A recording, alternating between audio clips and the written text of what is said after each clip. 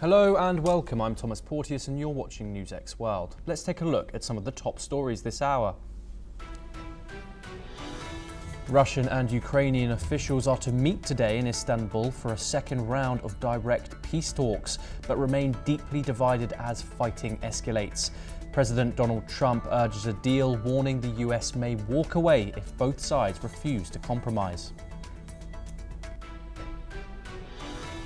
8 people aged 52 to 88 were injured when a man shouting "Free Palestine" threw firebombs into a crowd at a pro-Israel event in Boulder, Colorado.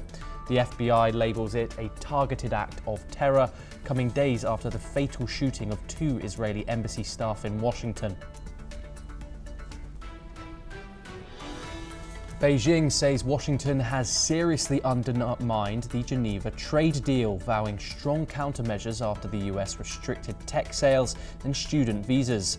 The warning comes after Trump accused China of totally violating the agreement as tensions flare anew.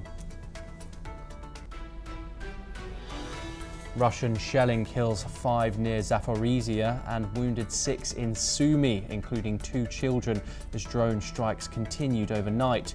Ukraine's retaliatory drone attacks set off fires in Russia's Kursk and Voronezh regions, with Moscow claiming to down 162 drones.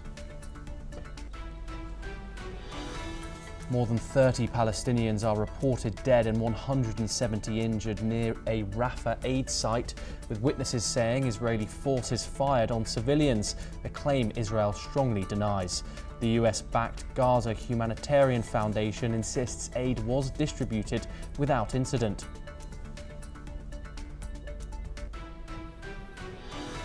Final results show Nawrocki has won Poland's presidential runoff election with 50.89% of votes, defeating Liberal Warsaw Mayor Trzaskowski in a tightly fought race.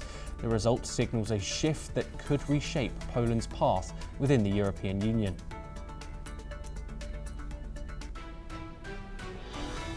Only 13% of eligible voters participated in Mexico's first ever election for judges, according to the election authority.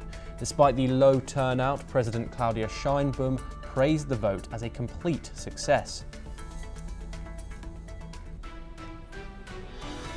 On the eve of South Korea's high-stakes snap presidential election, candidates make their final appeals following months of turmoil after Yoon Suk-yeol's martial law move.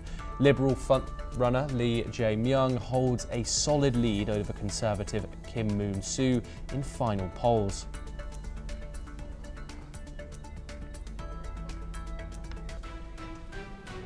Now for our top story, we start